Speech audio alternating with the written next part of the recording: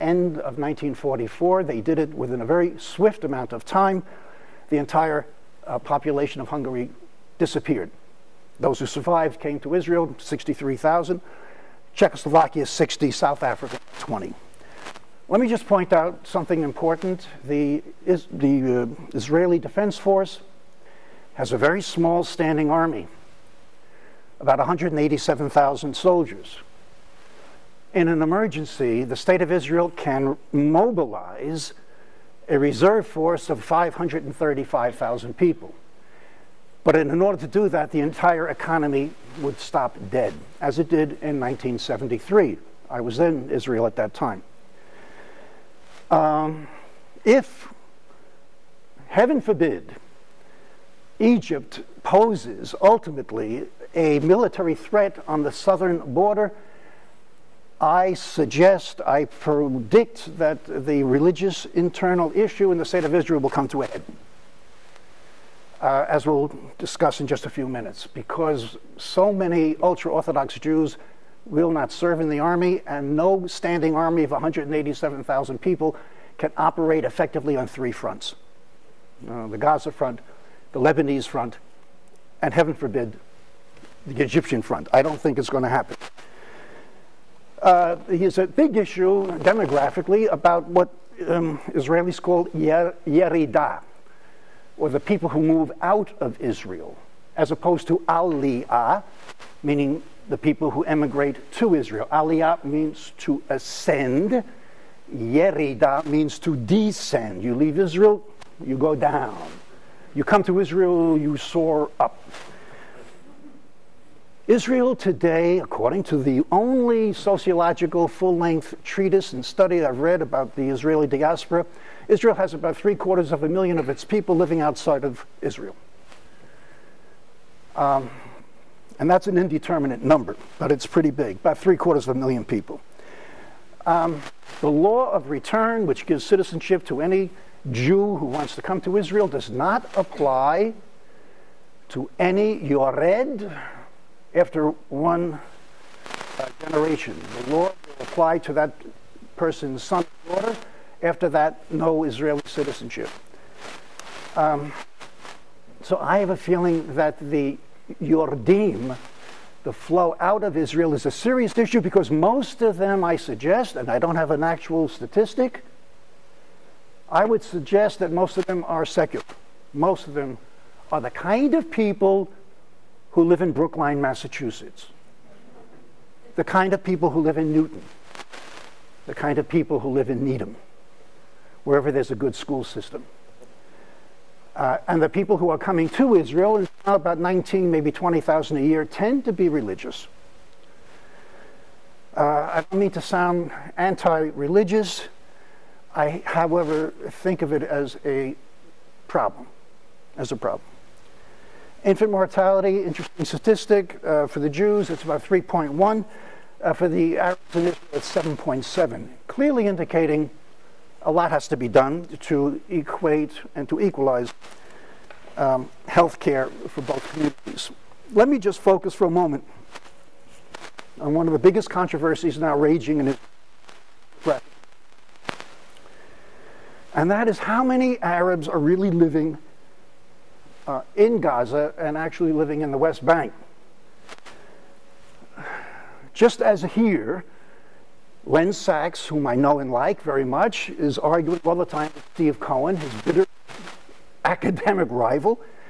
In Israel, you have a clash, a very serious clash, between a group called the American Research Institute, headed by an American named Bennett Zimmerman, who says that all this talk about an Arab population explosion is voodoo demographics. And he is in direct conflict with probably the preeminent Israeli demographer, and that's Sergio Dello Pergola, a professor at Hebrew University. And here's the argument. Bennett Zimmerman claims that all these statistics about 3.8 million Arabs living in the West Bank is all coming from the PA, the Palestine Authority, and they're not to be relied on. They're phony statistics. Their claim is that there are about 1.35 million people living in the West Bank and about 1.07 actually live in Gaza. You add that up, it's 2.4 million. Sergio Della Pergola says, no, that's nonsense. Bennett Zimmerman is not even a demographer.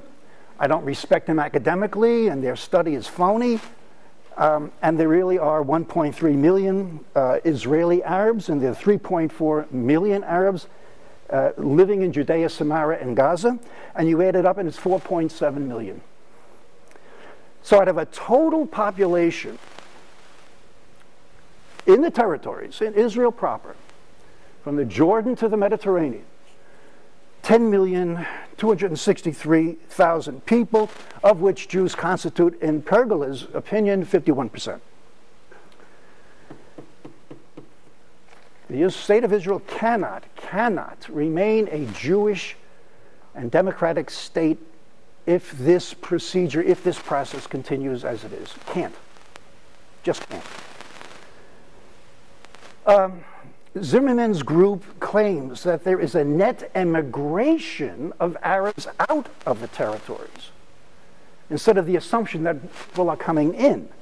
And this amounts to about 60,000 false statistics a year, exaggeration of 60,000 people.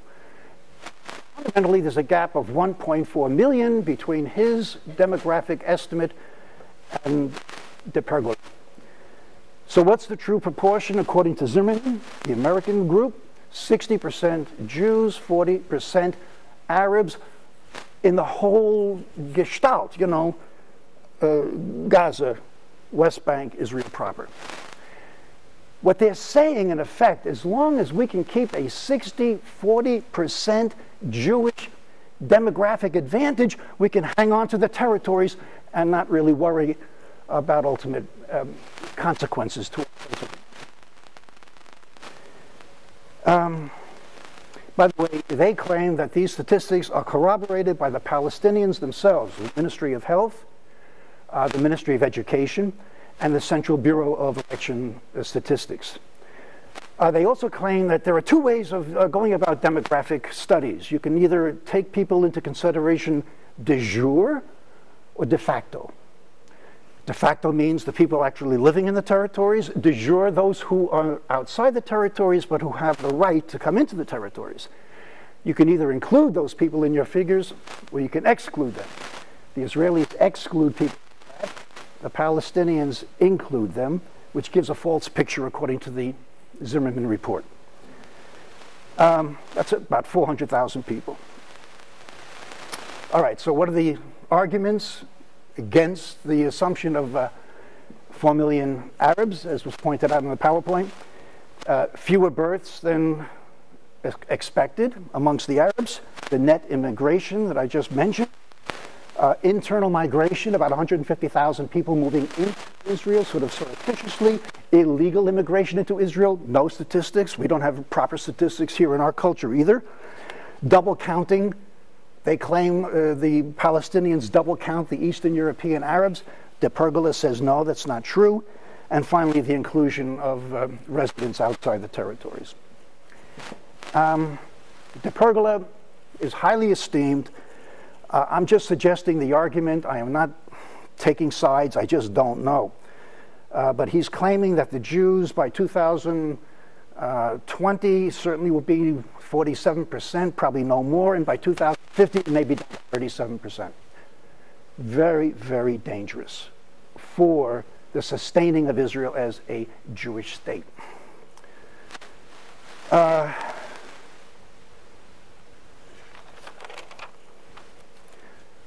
What are the key questions? It's not really an issue of whether or not there are 1.2 or 1.4 million Arabs, false or true. The question is, what is going to be the ultimate identity state of Israel? The quality of Israel as a Jewish and democratic state. Who are we as an Israeli nation? Who are we? What do we represent? What do we stand for morally and intellectually, and traditionally, religiously?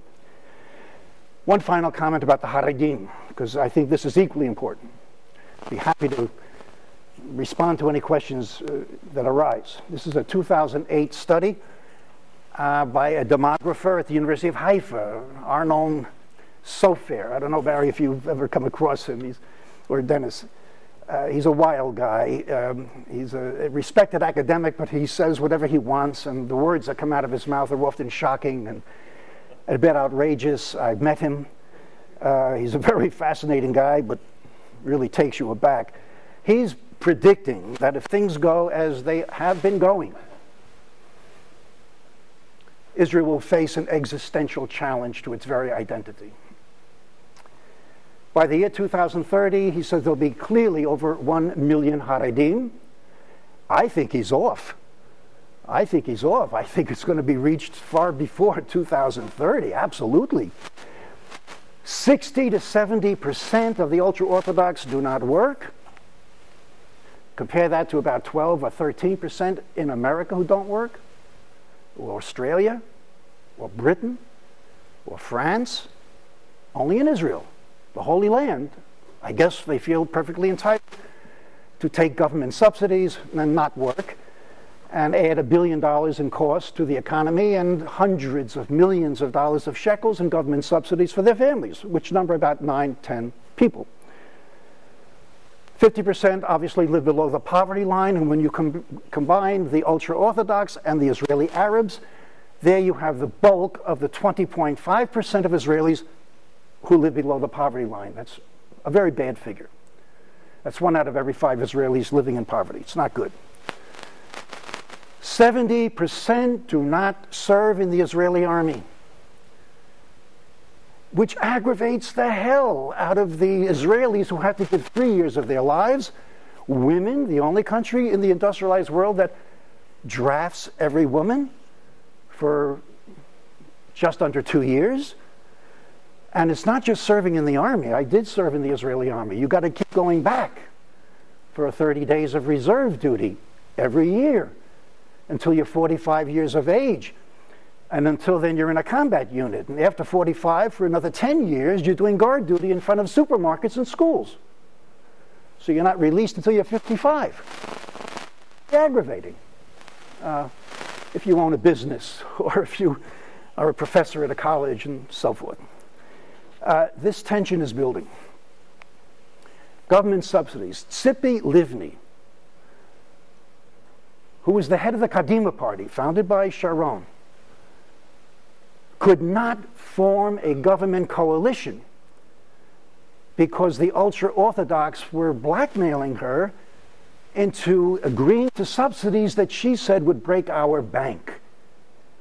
And she finally gave up, went to Shimon Peres, the president, said, I can't put together a coalition. He turns to Netanyahu, who makes a deal with the ultra-religious.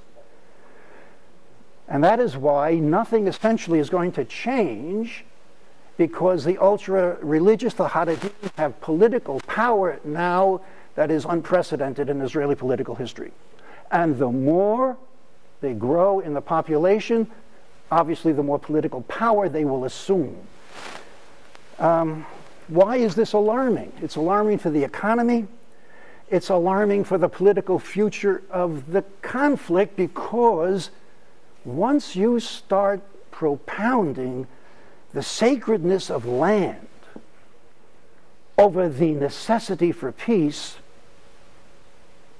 you impose a very serious impediment to any future resolution of the conflict. I'm speaking now from the perspective of the Israelis. I am not even approaching what I consider to be utter intransigence on the part of the Arabs. That's a different subject. What's the strategy to conclude? What might be done in order to offset these two possibly existential challenges to the state of Israel? Well, you could reduce government subsidies for children, which is exactly what Netanyahu did when he was Minister of Finance in 2004 and 2005. He reduced government subsidies. And what do you know?